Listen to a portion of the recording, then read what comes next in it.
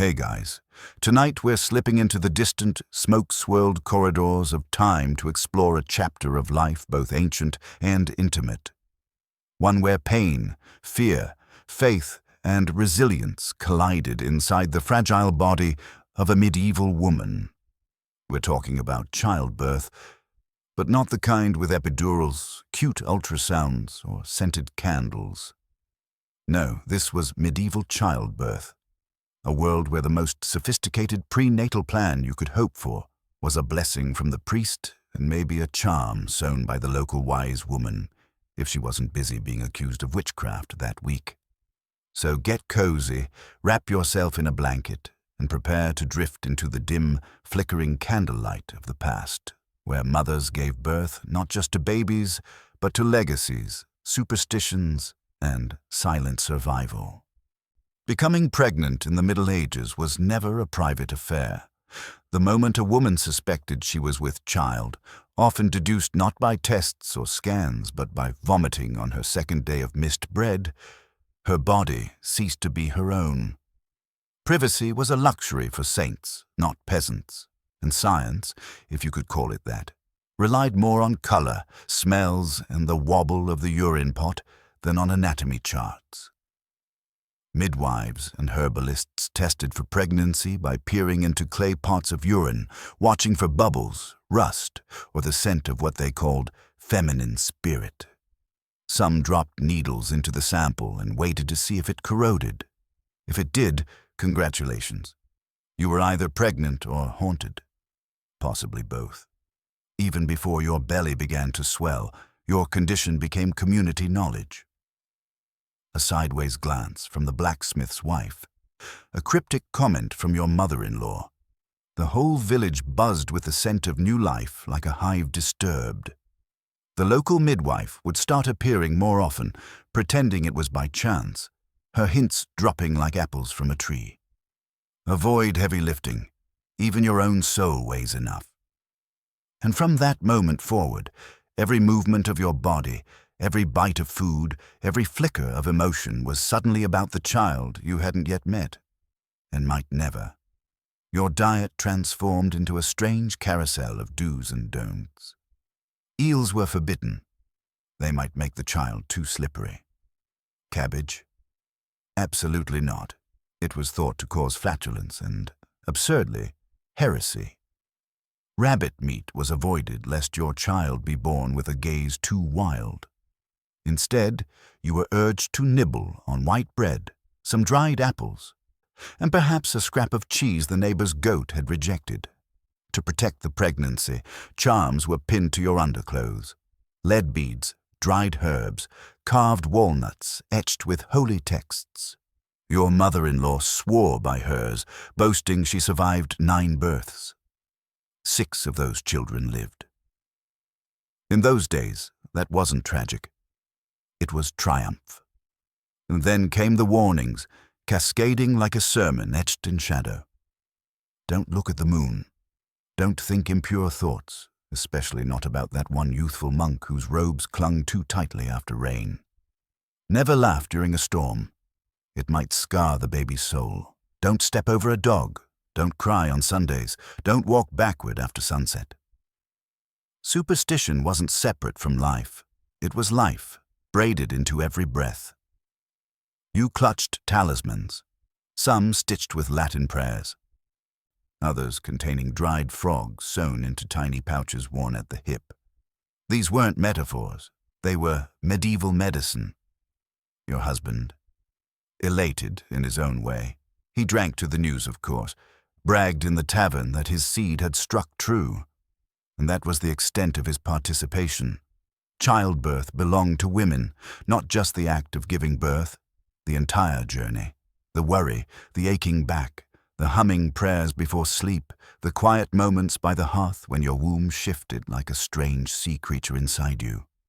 All of it was yours, and you bore it not just as a mother-to-be, but as a vessel of generations.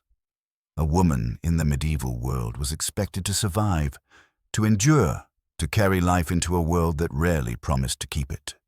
There were no glowing bump photos, no prenatal yoga, no baby showers with pastel pastries.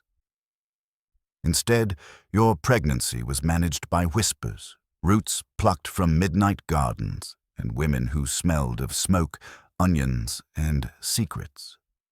The local healer would give you herbs, mugwort, rue, fennel, which you boiled into bitter teas without knowing what they might really do. Some said these teas balanced the womb. Others claimed they helped summon visions of saints. What they actually did was make you faint, vomit, and occasionally hallucinate St. Margaret urging you to lie down and behave. As your belly swelled and your gait changed, the village responded with rituals. The midwife visited more often, watching your every move with narrowed eyes. No riding horses, they warned. No loud weeping. No speaking Latin. Don't look at wolves. Don't eat eels. And for the love of heaven, avoid executions. Not because they were cruel, but because witnessing one could supposedly frighten the baby crooked. Still, executions were a favored pastime, so this was easier said than done. And emotions, those mattered too. Melancholy was believed to affect the baby's strength. Cheerfulness, they said, bred healthy children. So women gathered to sing, to gossip, to distract each other from the reality of bleeding gums, aching hips, and the very real risk that this pregnancy might end not with a baby, but with a funeral. They tied red ribbons to bedposts, burned garlic in the rafters, and sometimes, just to be safe, slept on straw mats beneath the birthing bed, hoping to lure demons away from the mother with the scent of sweat and soil. Then came the quickening, that first unmistakable flutter, like a candle flickering inside. It was a moment of celebration. You were blessed, they said. Holy water was sprinkled. Prayers were whispered. The midwife would lay her hand on your belly and proclaim something cryptic, like strong bones or uncursed, and nod as if she could see into the soul of your unborn child. You smiled, but the fear remained. The stairs became your enemy. You sneezed cautiously. You stopped bathing. Afraid, they said, that warm water might loosen what should stay sealed. And so the months passed, beneath charms and prayers and a constant weight of silent worry, until the pain arrived. Not the twinges of discomfort, the real kind, the kind that came in waves. It was time. There was no warning bell, no countdown, no precise prediction. Labor in the medieval world arrived like a thunderstorm, sudden, unpredictable, and terrifying. You might have been baking bread, feeding chickens, or simply dozing near the hearth when the pain gripped you like an iron claw and didn't let go. That's when the message spread, fast and urgent. It was time. You were ushered into the sacred space of birth, a room that was both battlefield and temple. Usually your own bedroom, it was quickly transformed. Windows shuttered tight to block out light, candles trimmed low, shadows gathering in corners. No man was allowed to enter. Not your husband, not even the priest. This was a woman's domain. Womb bound and steeped in ritual. The birthing chamber was sealed to outsiders, a place between worlds where one soul left a body and another came through. Hanging from the rafters were bundles of herbs, mugwort, nettle, lavender, tied with string and smudged with ash. Some smelled sweet, others stank like old soup. Their purpose wasn't questioned. They were placed there to soothe the womb, to shield the soul, and to keep the devil at bay. The walls might be scrawled with chalk symbols. Garlic might dangle from the doorframe. Somewhere nearby, someone whispered prayers, not out of piety, but out of fear. Then came Agnes. Your midwife wasn't young, wasn't gentle, and certainly wasn't there to hold your hand and whisper sweet nothings. Agnes was a weathered warrior of the womb, her hands calloused from hundreds of deliveries, her eyes sharp, her voice a mix of command and consolation. She came bearing a small wooden cross, a blood-stained apron, and a bag of tools that included thread, cloth, a birthing stool, and possibly a knife. You didn't ask what the knife was for. You were helped onto the birthing stool, a crude wooden seat with a hole cut in the center. Gravity, they said, would help. But gravity was a cruel ally. As contractions rippled through your body, Agnes barked instructions. Breathe, not too fast. Moan, but not like a sinner. Push, but only when she said. Other women crowded around, some kneeling, some chanting, some simply watching in silence. One began knitting, another mumbled a psalm. There was a strange peace in their presence, like witnesses to an ancient rite. Holy water was flicked at your ankles. A relic, supposedly from the thigh bone of St. Margaret, was pressed into your palm. You had no idea if it was genuine. It didn't matter. You clutched it like a lifeline, your knuckles white, your teeth clenched against the rising tide of agony. Occasionally, someone offered you a sip of warm wine steeped with herbs that tasted like vinegar and regret. You drank it anyway. You tried to stay silent, tried to be brave, but eventually the screams came, raw and wild, echoing off the rafters and into the very bones of the house. Not because you were weak, but because the pain was biblical. There was no anesthetic, no mercy, only the constant voice of Agnes and the cruel pace of your body. Meanwhile, outside, your husband, let's call him Wulfric, waited. He stood in the courtyard, pacing furiously, whispering prayers to a god he barely knew. His part in this drama had ended months ago. Now he was expected to remain outside, to drink or mutter or pray. If he was especially devout, he might slaughter a chicken for the afterbirth stew. But mostly, he was there to look anxious and avoid annoying the midwife. Inside the chamber, time ceased to exist. There were no clocks, only candles that burned down slowly, their wax bleeding like you were. You tried lying down, then kneeling, then squatting, then sitting back on the stool. Each new position was explained as helpful, but it felt like desperation in motion. Agnes declared things were progressing. You weren't sure what that meant, but it sounded better than stuck. Between contractions, the other women told stories. One of a baby born during a thunderstorm who could smell lightning. Another who claimed goose fat on the thighs made for smoother deliveries. No one laughed. Everything, no matter how absurd, felt possible. The pain grew sharper, the room hotter. Someone opened a window slightly and was scolded. You couldn't risk letting in a spirit. The air grew thick with smoke and sweat and prayers. And just when you thought you couldn't possibly endure another moment, Agnes leaned close, squinted with that terrifying calm, and whispered the words that signaled the final act. It's time. What followed next would live in your bones for the rest of your life. It's time. That was all she said. But in those two words lived centuries of knowing, of instinct, of grim readiness passed down from every woman who had crouched and bled and hoped before you. Agnes didn't need to shout. Her voice was iron, wrapped in wool. When she spoke, the room shifted. Hands reached for cloth, for basins of warm water, for crucifixes and herbs and all the invisible things meant to help birth a new life into a world full of mud and mortality. You bore down. Again. Again. The birthing stool creaked beneath your weight, the carved hole beneath you suddenly too wide, too narrow, too frightening to understand.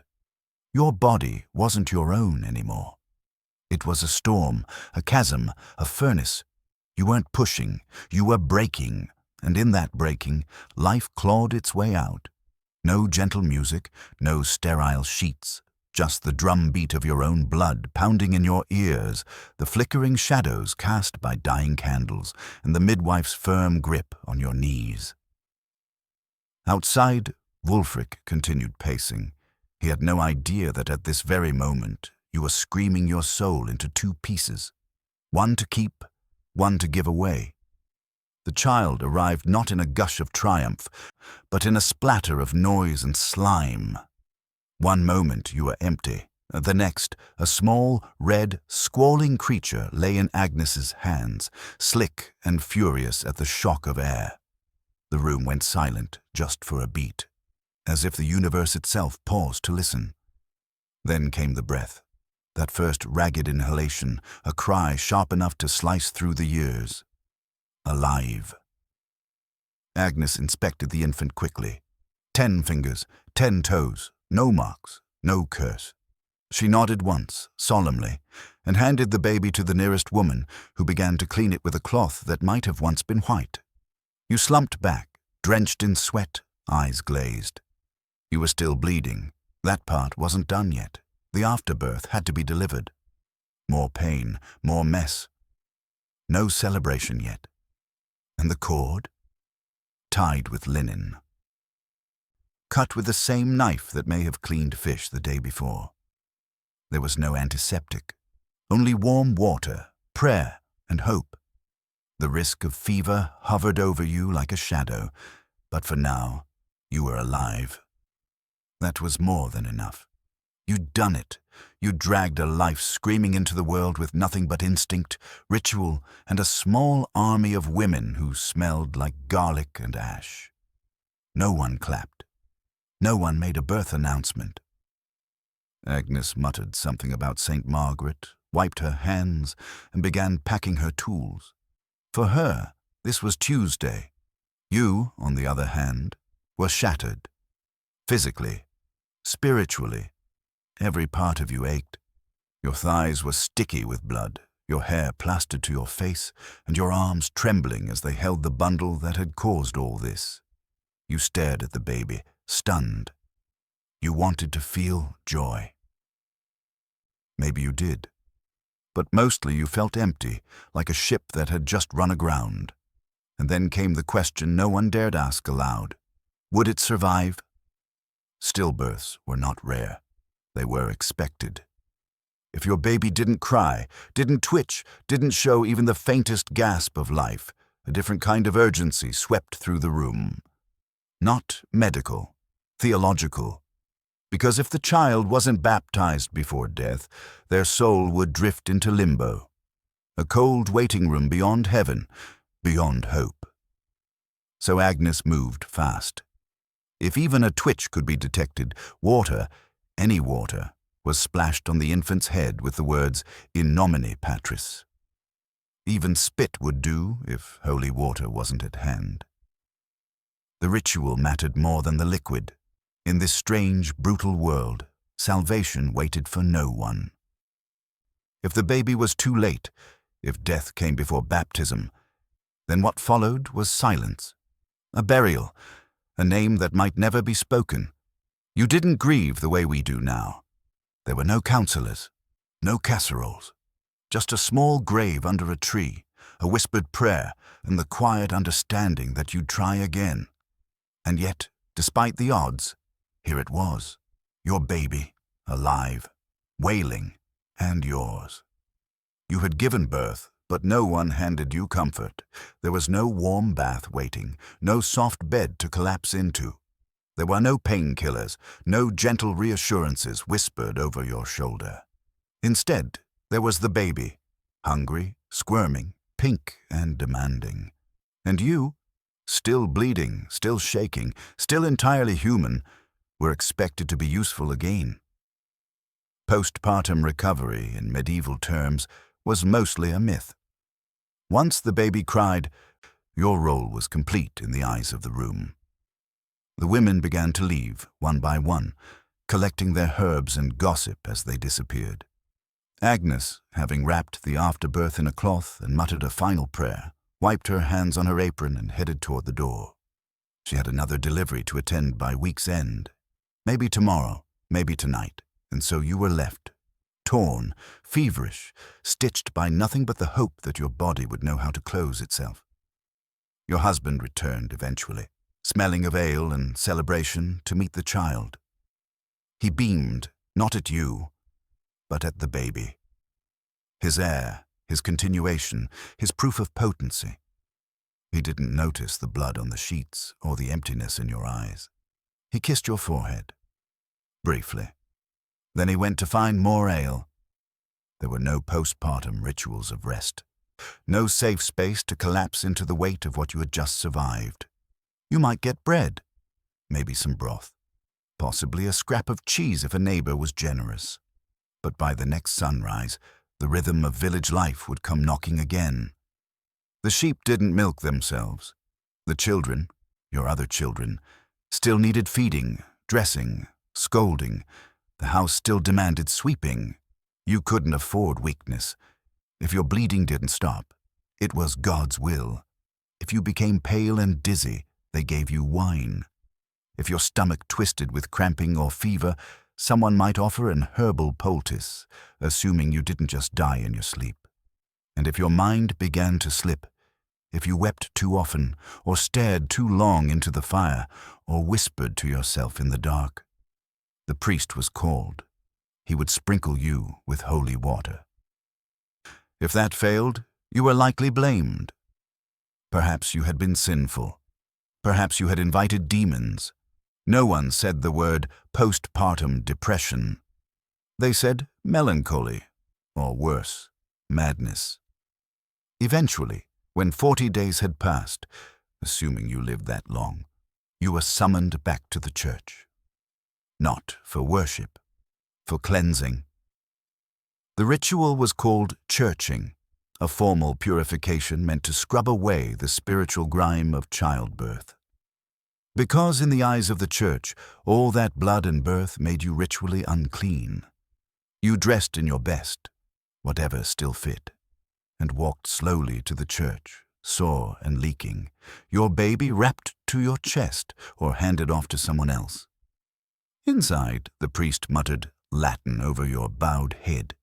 He thanked God for your survival, but didn't mention the blood loss, the fear, the pain. Just that you had now been spiritually restored. You were, once again, allowed to enter sacred space. Congratulations. You could sit in a pew and pray without contaminating the divine. For some women, churching was a relief.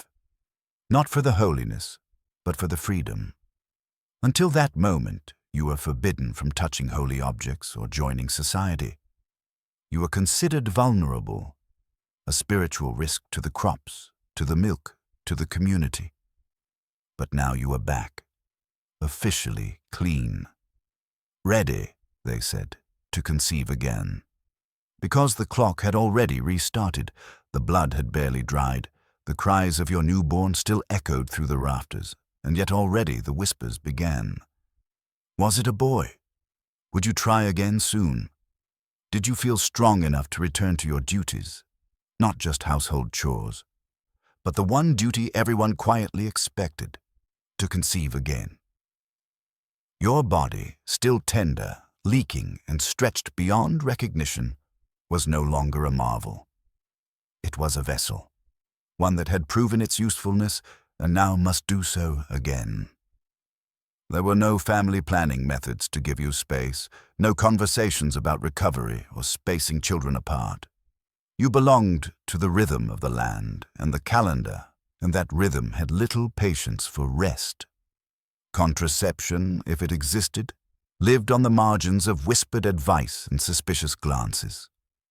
Bitter herbs were rumored to delay fertility or drive away quickening. Prayers could be muttered to obscure saints who weren't officially recognized for such things. But none of it was reliable, and all of it carried risk. Because interfering with the cycle was seen as unnatural, even wicked. Your fertility was divine property, meant to be used. Your husband had waited, more or less. The church had instructed him to abstain for 40 days while you recovered, both physically and spiritually. But now, with the priest's blessing delivered and your ritual cleansing complete, he was eager to resume his role. The brief, transactional role that would set this cycle in motion once more. A few minutes of effort from him, a year of agony and uncertainty for you. And so, it began again, quietly, without celebration. Your body had barely healed. The memory of your last labor still lurked in your bones. Yet there you were, once again watching for signs. A wave of nausea, a missed moon cycle, a tightening in your lower belly. You listened for the whispers in your own body, knowing the village would soon listen too. If you were lucky, you'd have a few months of peace, a brief stretch where your body was yours again. Not pregnant, not bleeding, not bedridden. You could breathe without pain. You could sleep without crying. But that freedom always came with a countdown, because statistically, another pregnancy would follow within 18 months. Maybe sooner. Your midwife began visiting again, not officially, just on walks. She watched you, noted your color, asked if your appetite had changed. The village priest twitched when he saw you enter church. The older women exchanged glances, the kind of glances that said, soon, because in this world you weren't raising children so much as preparing for the next one. The children you already had, still coughing, scratching at flea bites, tugging at your skirts, became caretakers in training. Your daughters learned how to mix herbs for teas. Your sons learned how to hush a crying sibling. Everyone pulled their weight because every child you brought into the world was both a miracle and a laborer, a future worker, a potential grave. Some mothers didn't make it to their 4th or 5th birth. Infection, blood loss, fever, a breech baby, a stubborn placenta. So many ways for the womb to betray. But you didn't dwell on that. You couldn't. Life was fragile, like candlelight in a storm. And you lit it anyway. And even when you wanted to stop, to rest, to say no, there was no exit. Not until your body stopped bleeding, stopped swelling, stopped obeying the call. Not until your fertility vanished like breath on glass. Not until you reached the only liberation nature allowed. Menopause or death. Whichever came first. And yet, you kept going. Because what else was there? Faith, maybe. Or habit. Or love. Not the romantic kind, but the fierce, stubborn love that refuses to let a tiny flame die, even in the coldest wind. You fed your children, told them stories, sang to them softly in the dark. You found beauty in their small hands, their warm breath against your neck, their toothless smiles. Hope, somehow, survived. Because that's what you were doing all along. Not just surviving, not just giving birth. You were building hope. With your blood, your milk, your grief, and your songs. You held the baby close, barely believing it was real. The skin still wrinkled, the fingers curled into soft little fists, the breath warm and unsteady against your chest. A miracle, they said, a gift from God. But now came the harder part, keeping it alive. Breastfeeding wasn't a choice, it was survival. Your body, whether it was ready or not, was expected to feed. If the milk came in, you were lucky. If not, you were already failing. No one called it that out loud, but the stairs said enough. The women who gathered near your hearth had opinions, always, and none of them matched. Rub goose fat on the nipples, drink fennel tea, avoid cold bread. Pray to St. Agatha, they said, the saint who had her breasts cut off. She'd understand. You tried. You sat by the fire, cradling the infant, guiding them to latch while your own body screamed from cracked skin and sleepless nights. Sometimes the baby nursed. Sometimes they wailed, red-faced and furious. You swayed and sang and sobbed in silence. No one warned you how heavy such a small thing could feel. If feeding became impossible, if your milk soured or your body simply refused, there was another option, though not a simple one. The wet nurse. A woman paid, or begged, to feed your child with her own milk. Sometimes she was a neighbor, sometimes a stranger from another village, carrying her own baby under her arm. She was part savior, part suspect. She was not to eat garlic, not to lie with her husband, not to grow too fond of your child. She was a vessel, nothing more. But not everyone could afford such help. So some turned to animal milk. Goat, cow, even pig. Poured into cloths, dribbled from spoons, wrapped into wine-soaked rags that the baby could suck. But there was no refrigeration, no way to boil water safely. Every gulp came with a risk of dysentery, of fever, of death. There were no feeding charts, no weights recorded. You measured your baby's health in silence. Was their skin still warm? Were they less shriveled than yesterday? Had they cried today, or was the silence too deep? You watched them constantly, because you had to. You were the only nurse, the only doctor, the only guardian between this soft-skinned miracle and the vast, dark wilderness of death. And that wilderness was never far. 1 in 3 babies wouldn't live past their first year. Most villages had more tiny graves than toddling feet. Fevers swept through like whispers. Coughs became death sentences. The plague returned without invitation. Even teething, that innocent rite of passage, could kill. No one knew why. But mothers knew to worry. You kept your baby close, even as you worked. Tied them to your chest with wool or linen. You whispered prayers. You tucked herbs beneath their cradle, rosemary, sage, sometimes garlic, and hammered iron nails into the doorframe to ward off things you couldn't name. And just in case, you watched for signs that the baby wasn't really your baby at all. Because if the child weakened, or cried too much, or stared too long without blinking, whispers would begin. Maybe it wasn't your child. Maybe the fairies had taken them, replaced them, a changeling. No one admitted they believed in such things, not really. But still, old women muttered advice. Leave the baby overnight on a dung heap to see if the fairies would return the real one. Hold the child over a fire and demand its true name. Not medicine, just desperation, stitched into story. And if, despite it all, the baby died, as so many did, you buried them quietly. A cloth, a prayer, a patch of ground under a tree.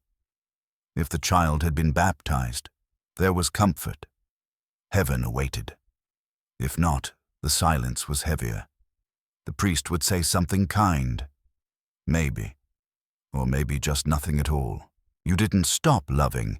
You couldn't, even knowing how fragile they were, even knowing that death had a seat at your hearth. You named the next child the same as the one you lost, because names, like blankets, could be reused. No one thought it odd. Grief was just another part of the household, another shadow among many, but still, you sang lullabies. You kissed fevered brows. You laughed sometimes when the baby smiled or kicked or made a sound like surprise. Because love, in a place like this, was defiance. And your heart, battered as it was, still chose hope. You had survived childbirth, fed the baby through cracked skin and whispered prayers, and managed, somehow, to keep them alive through their first months. That should have earned you rest. A pause. A breath. But the Middle Ages didn't grant rewards. There was no, "You've done enough," because in the eyes of your world, a mother's body was not a sanctuary. It was a tool, a furnace for more life. And now that the baby was here and breathing, your usefulness wasn't over. It had just shifted shape. There were no naps, no quiet nurseries, no parental leave. You had a baby on one hip, a bucket in your other hand, and 100 small tasks piled behind your eyes. If your husband helped, it was a miracle. But most didn't. They had their own duties, their own spaces, and the firm belief that babies were women's work, somewhere between spinning wool and tending fires. Your older children became your helpers, whether they were ready or not. A 6-year-old could rock a cradle. A 10-year-old could carry water. Childhood, like motherhood, didn't come with softness. It came with responsibility, carved early into bone. If a sibling died, they wept briefly, then moved on. Because there were always more babies, more chances, more burials. You breastfed when you could. You weaned when you had to, often too soon. There were no carefully timed transitions, no soft-spouted cups or fortified mush. You fed the baby chewed bread, bits of boiled barley, wine-dipped cloth, sometimes goat's milk thick with risk. You prayed that what nourished wouldn't poison. You watched for rashes, for coughs, for fevers. You didn't sleep deeply, ever, because death could come quietly, on padded feet. And if you survived all that, the birthing, the bleeding, the feeding, the fevers, you still faced the most impossible part of all: beginning again. There was no exit ramp from motherhood, only a slow spiral of expectation. Each cycle wore you thinner. You weren't just a person anymore. You were a system, a uterus in motion, a name on a baptism record, a shadow in the corner of a midwife's memory. They didn't ask if you wanted more children. They simply assumed you would. Your cycle returned, your belly began to swell, and once again, your name joined the list of women with child. And so, the rhythm continued.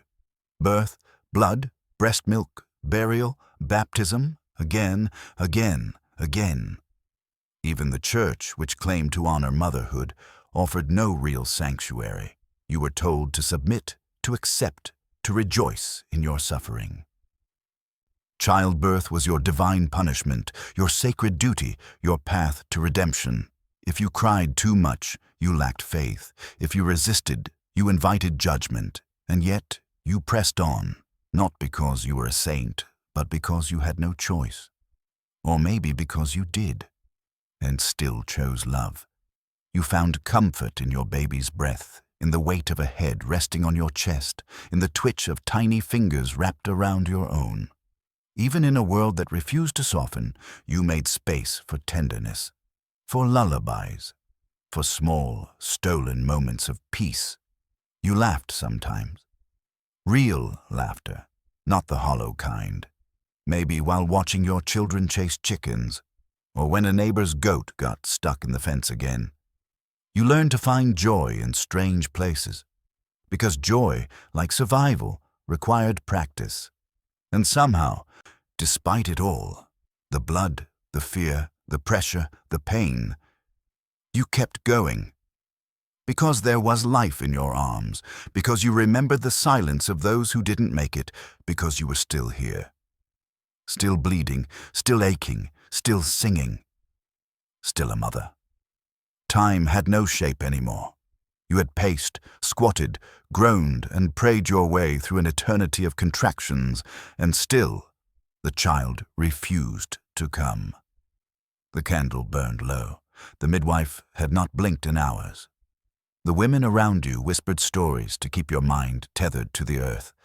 Stories of births that came with thunderstorms, of babies born during eclipses, of mothers who laughed through labor only to weep afterward. But you were beyond stories now. Your body was no longer yours. It had become a vessel caught in the undertow of something ancient and monstrous. Each contraction tore through you like a wave made of fire. They came irregularly at first, then closer, closer, until they blurred into a single scream stretched thin across time. You tried singing. It helped once. You tried counting. You forgot the numbers. At one point, you named the cobwebs in the rafters, anything to distract from the pain that crawled down your spine and nested in your bones. Every shift of your body was met with vague instructions. Squat lower, lean forward, lie back. Each one promising relief, but none delivering it. You were told this helped the child find its way, but it felt more like wandering a maze drawn in blood, a cruel maze with no exit. Then, without warning, Agnes leaned in. Her voice was low, but sharp enough to cut through the fog. "It's coming!" The room changed. The tone shifted from tired to focused. Cloths were gathered, herbs stirred, a prayer was murmured. A woman to your left waved a relic over your head. Someone else splashed water at your ankles. Another simply closed her eyes and began to hum. You were helped back onto the birthing stool.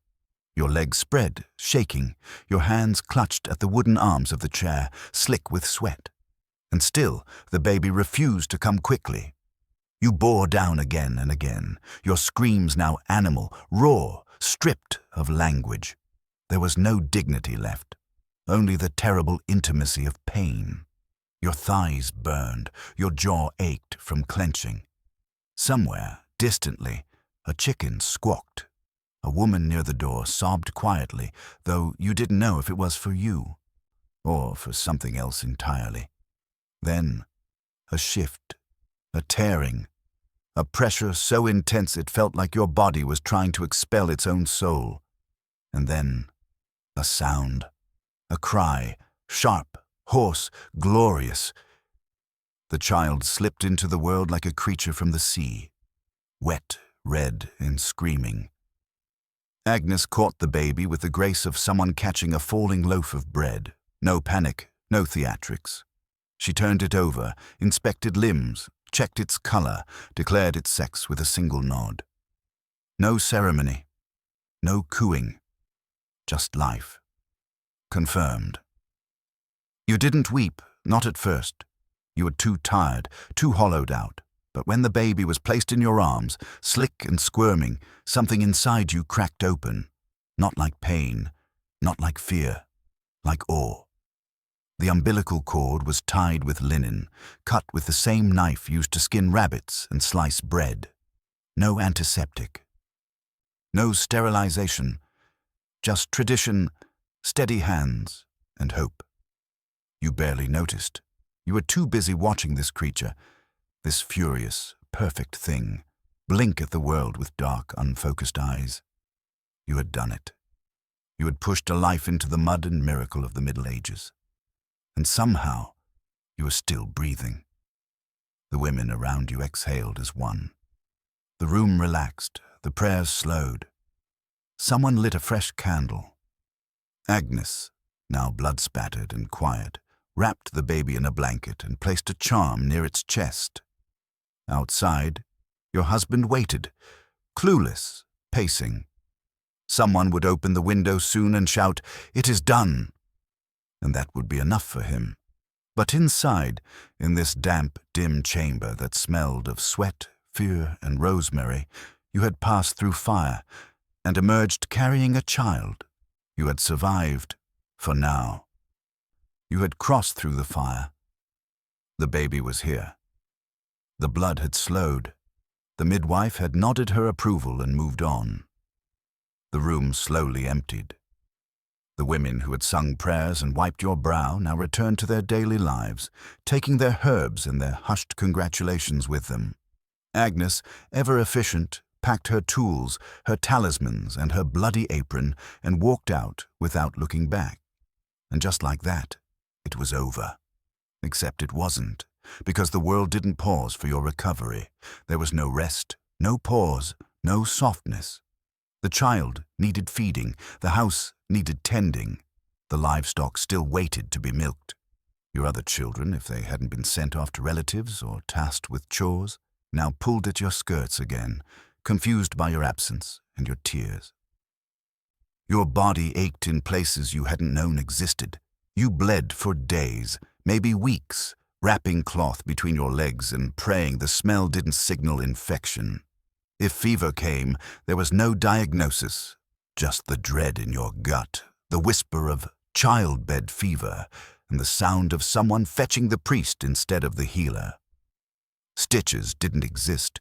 Tears were left to close themselves, if they closed at all. There was no discussion of rest or of how you felt. The village didn't acknowledge postpartum as a season. You were a mother. That meant you endured. Your husband, newly puffed with pride and ale, welcomed visitors.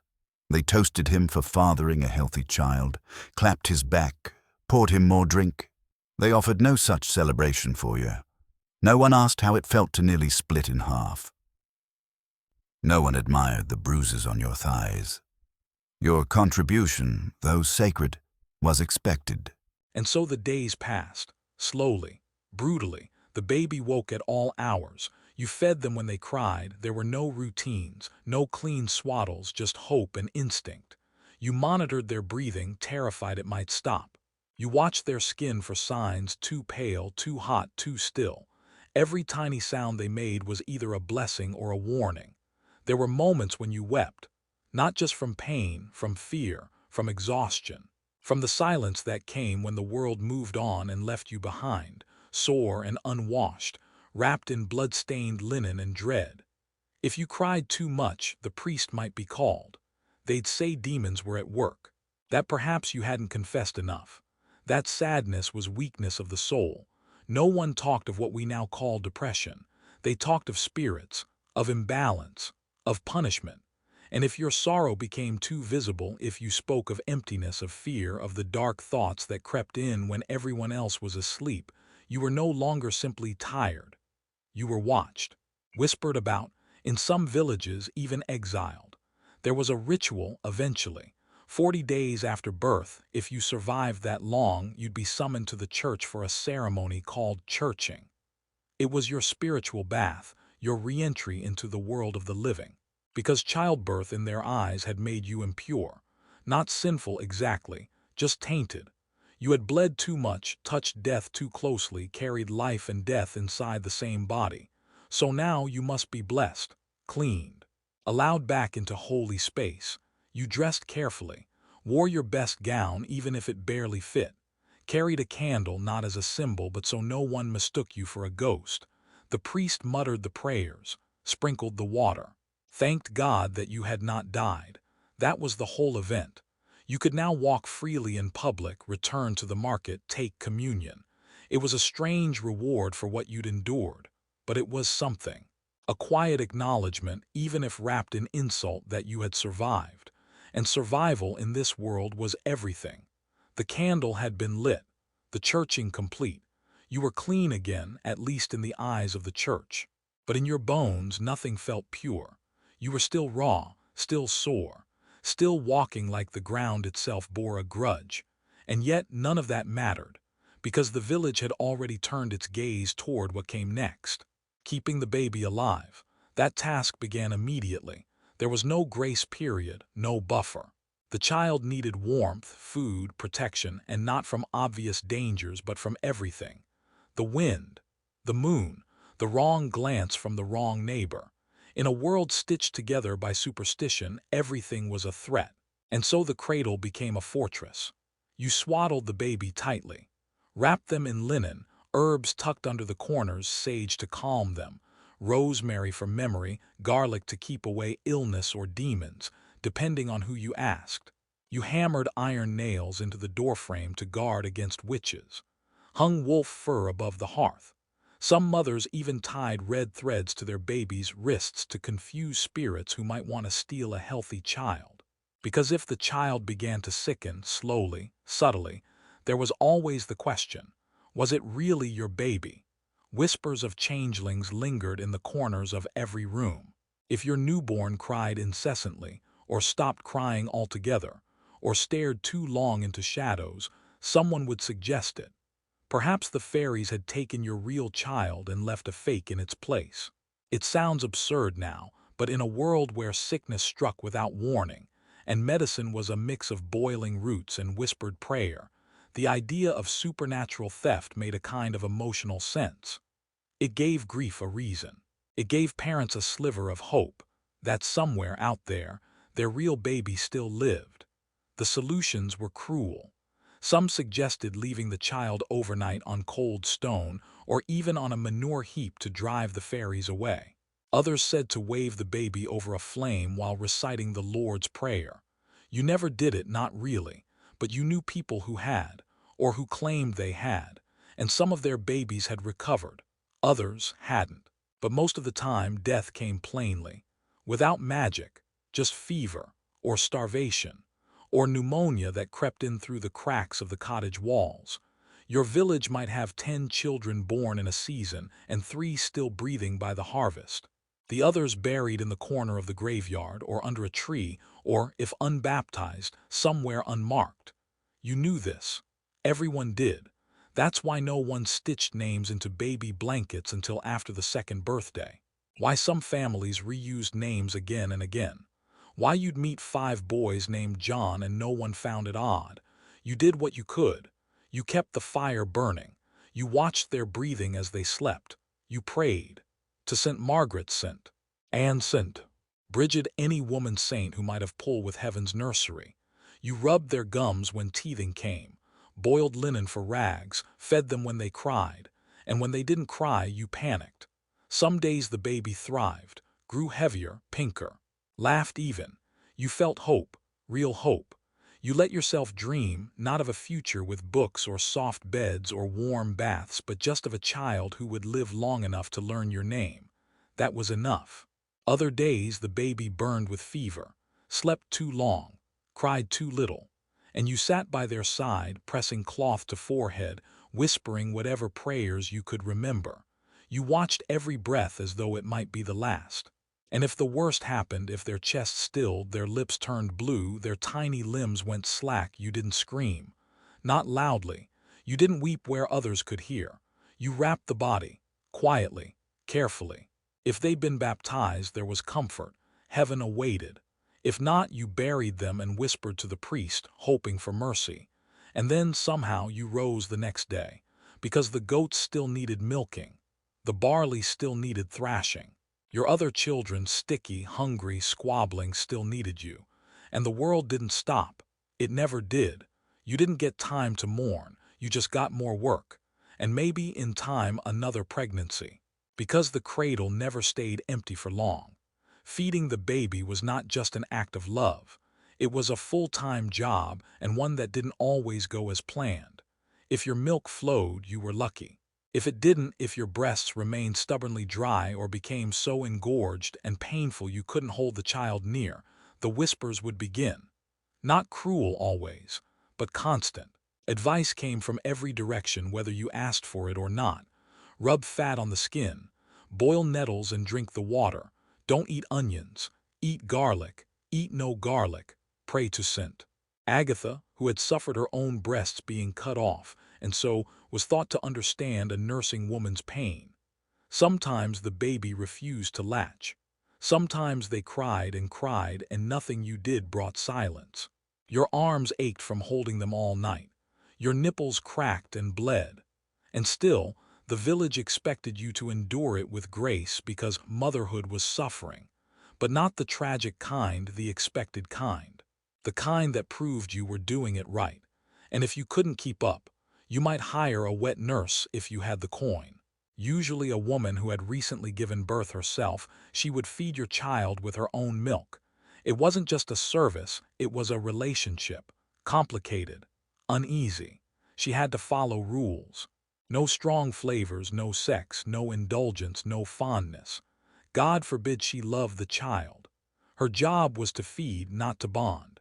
And still, you watched her closely, afraid of jealousy, afraid she might curse the baby with too much affection or not enough. If you weren't wealthy enough for a wet nurse, or too proud to hire one, you turned to animal milk. Goat, cow, in one case whispered from a neighboring village, pig. But the milk was never boiled, never pure. It spoiled fast, carried disease, and sometimes killed the baby slowly, day by day. You wrapped the milk-soaked rags in linen, held them to the baby's lips and prayed. And then came the challenge of weaning. There was no guide. No doctor to say, start at 6 months. You weaned when the baby seemed ready, or when your body gave out, or when you were pregnant again and the midwife warned you that continued nursing could poison the unborn child. It was all timing and terror, and you were always guessing wrong. Weaning foods were a gamble. Mashed bread chewed first in your own mouth, softened barley, warm ale diluted with milk, maybe a sliver of fruit if you were lucky. Sometimes you soaked cloth in wine to calm the child, let them suckle on it like a strange medieval pacifier. No one worried about sugar or dental hygiene. A living child with a few blackened teeth was still a victory. If the baby grew, gained weight, and looked less shriveled day by day, you were winning. There were no growth charts, no pediatric exams. You trusted your gut, and if your gut said they were thriving, you let yourself believe it, even if their skin was blotchy or their eyes never quite focused. Because the alternative, the fear, was too much to carry. And if they didn't thrive, if the baby began to waste away slowly, quietly, crying less each day, there wasn't much you could do. You tried more herbs, you prayed louder. You stayed awake all night, holding them upright, rubbing their back, singing the old songs your mother had once sung. And if the worst happened, if one morning they simply didn't wake up, you buried them quickly, quietly. No one spoke of it. No one asked. Sometimes, a week later, you would find yourself walking to the cradle by instinct, arms empty. And still, the world moved on. Because if you had no child to feed, the village would soon expect another. In theory, once your child survived the first year breathing, squirming, cooing, you should have been able to breathe easier. In practice, you didn't. Not really. Because in the medieval world, safety was never guaranteed. Not for you, not for your baby, and certainly not for your womb. There was no such thing as done. Your fertility was never just yours. It was your husband's pride, your mother-in-law's tally, the priest's silent calculation, the village's investment. You were the bearer of laborers, of heirs, of children who would one day harvest wheat or scrub floors or join monasteries.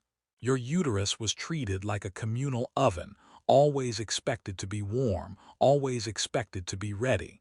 There were no conversations about choice, no dreams of spacing births. There was only the next one. You barely had time to recover before the signs returned. A missed period, the taste of iron in your mouth, that familiar nausea that crept in before the morning bread was even needed. You felt dread. You felt guilt for feeling dread. And you kept going. Because what else could you do? Your midwife, Agnes, or perhaps another with the same hard eyes and herb-scented hands, noticed before you spoke. She always did. She brought the same charms, the same advice, the same vague warnings about sinful thoughts, moonlight, and the dangers of laughing too loudly. You obeyed. You had learned not to question. You weren't alone. Other mothers in the village were on the same track, the same cycle of swollen ankles and sleepless nights. You helped each other when you could, shared food, held crying babies, whispered advice over the fence while hanging laundry that never seemed clean. Sometimes, if you were lucky, there were small moments of joy. Watching your older child hold their baby sibling, hearing a first laugh, catching your reflection with a baby on your back and thinking, I survived. But always behind that joy loomed the fear. What if this one dies too? Or what if I do? You dreamed of rest, not the kind with feather pillows or long mornings. Just a season without bleeding, without swelling.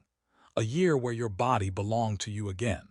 But even when the church said you were ritually impure and ordered 40 days of abstinence, your husband sometimes disagreed. He had waited after all, and now he expected what was his.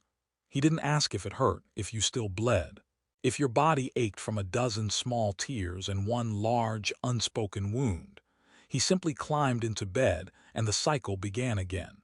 Contraception existed, barely. The midwife whispered of bitter herbs.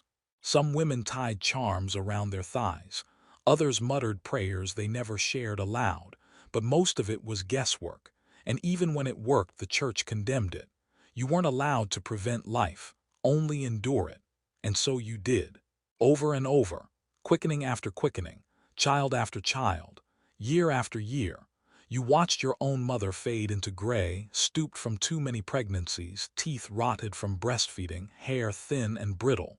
You wondered if that would be you, if you would make it to 40, or if your name would be passed along with a sigh. She died birthing her 9th.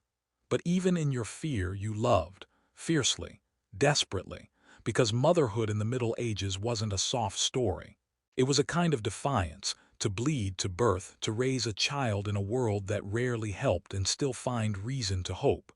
And maybe that was your power, not the charms, not the relics, but the act of doing it again, not because you had to, but because somehow in all that pain you believed it mattered. And so, at the end of all things, you sat with your child in your arms, alive, breathing warm. The herbs had been hung, the prayers had been whispered, and the blood had dried. You had given birth not just to a baby, but to a future, however uncertain, however unfair, however fragile. Your world was one of superstition and sacrifice, of ash in the rafters and saints on your tongue. But here, in this moment, it was just you and a squirming, red-faced creature who knew nothing of pain or prayer, who didn't care about midwives or monks, who needed no blessing to scream with life. You held that sound like a treasure. Outside, the village stirred. A neighbor chopped firewood. Children chased each other through the dust. Somewhere your husband was already boasting. Somewhere your other children were laughing, or fighting, or sick, or all three. You exhaled. And in that quiet exhale lived everything. All the fear, all the blood, all the love that clung to your bones even when hope felt like a luxury. You weren't healed. You weren't finished. But you had made it through. For now, the baby blinked. You blinked back. You had no manuals, no guidebooks, no safety nets.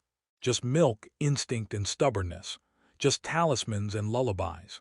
Just one woman trying to mother her child in a world that had never truly protected her. And still, you would try again. Not because you were told to, not because the village needed you to, but because love, real love, doesn't wait for safety. It simply rises. You would tell stories. You would pass down names. You would teach your daughters how to braid herbs into string, how to calm a fever, how to hold grief quietly in your lap when the world expected you to keep working. And maybe, just maybe, one day a daughter of your daughter would be born in a time kinder than yours. But for now, you held on. You had survived the fire. You had held on to life through blood, breath, and silence. And that, in your world, was enough.